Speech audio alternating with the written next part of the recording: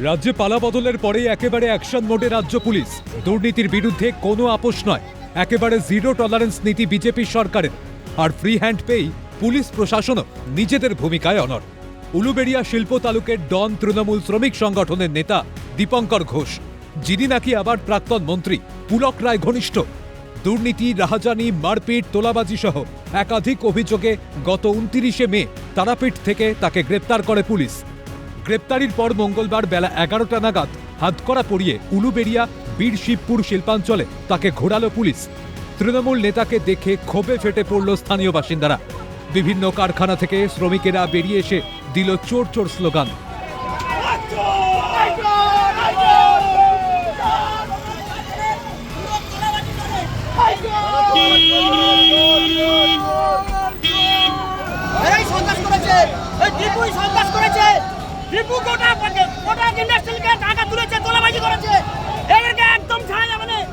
উল্লেখ্য, সম্প্রতি শিবপুর এলাকায় প্রভাবশালী তৃণমূল নেতা শামীম আহমেদ ওরফে বড়েকে কোমরে দড়ি বেঁধে যৌথভাবে ঘুরিয়েছিল কেন্দ্রীয় বাহিনীর জওয়ান এবং পুলিশ।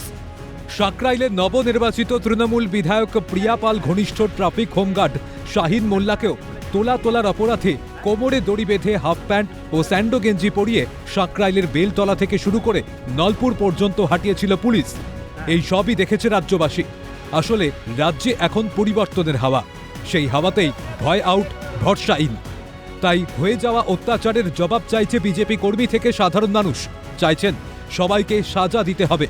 তোলাবাজি করে ইন্ডাস্ট্রি নষ্ট করার অভিযোগও পুঞ্জীভূত। কালো হাত ভেঙে গুড়িয়ে দেওয়ার দাবি স্থানীয়দের।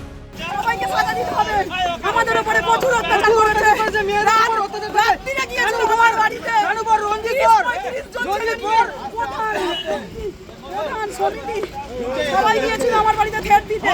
ভোটের 10-12 দিন আগে আমার বাড়িতে 30-35 জন ছেলে কারখানায় গিয়ে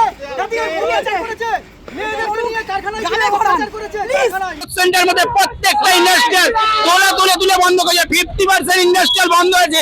কানু ঘোষ আছে, এখনো এখানে কাজ হচ্ছে।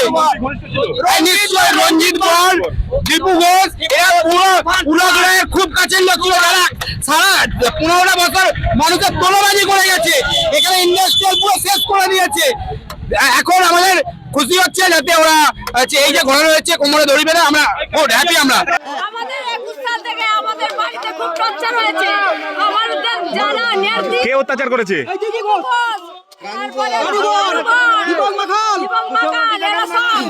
আমরা চার থেকে আমাদের গ্রামে সবাইকে দেখাতে চাই, ওর শাস্তি চাই, ওর কালো হাত ভেঙে গুড়িয়ে দিতে চাই। এত কিছুর পরে উদ্ধত্ত কমেনি, চক্রান্ত করে ফাঁসানো হয়েছে বলে দাবি ধৃত তৃণমূল নেতা দীপঙ্কর ঘোষের।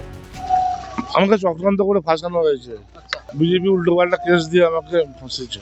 আপনি কি পুলিশের সঙ্গে সহযোগিতা করছে? 100% সহযোগিতা করছে। রাজনীতির শিকার। এদিকে বহিষ্কৃত হয়ে তৃণমূলের বিরুদ্ধে বোমা ফাটালেন ঋতব্রত বন্দ্যোপাধ্যায়। ঋতব্রতর নিশানায় প্রাক্তন মন্ত্রী পুলক রায়। ঋতব্রতর অভিযোগ, উলুবেড়িয়া পুরসভার দুর্নীতির আখড়া। আইপ্যাকের কাছে অভিযোগ জানিয়েও মেলেনি ফল।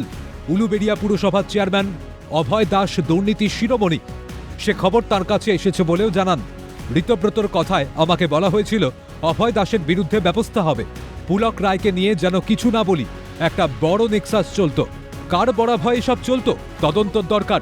পাশাপাশি আরও বিস্ফোরক ঋতব্রত বললেন, মমতা বন্দ্যোপাধ্যায়ের তৃণমূল কোথায়? গোটাটাই তো হাইজ্যাক্ট হয়ে গেছে। দুর্নীতির শিরোমণি অভয় দাস, তাকে এবং আরেকজন আকবর শেখ, এদের বিরুদ্ধে ব্যবস্থা হবে। কিন্তু প্লিজ আপনি গুণাক করে পুলক রায়কে নিয়ে কিছু বলবেন না, আমরা বাকিটা নিশ্চিতভাবে দেখব। তা আমার এখন বলার, সরকারকে অনুরোধ করব যে বিশেষ করে এরম পুলক রায়েরা, উলুবেড়িয়া সরকাররা যারা আছেন, শুধু এরা নন, এখানে উনি পিডব্লিউডি পিএইচির মন্ত্রী ছিলেন। উনি কার জন্যে পিডব্লিউডি পিএইচির মন্ত্রী ছিলেন? কোথায় হচ্ছে ওনার দপ্তরের আধিকারিকরা যেতেন?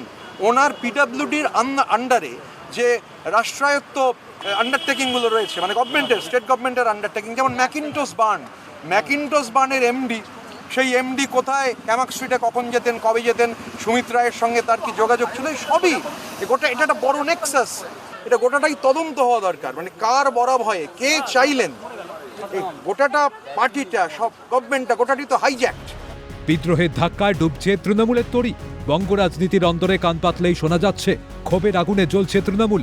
ঋতব্রতরা কি তবে দলে ভারী হচ্ছেন? প্রশ্ন রাজনীতির কারবারিদের। ক্যামেরায় নিখিল দাসের সঙ্গে রাজা সাহা ও সুপ্রিয় রায়ের রিপোর্ট, ক্যালকাটা নিউজ।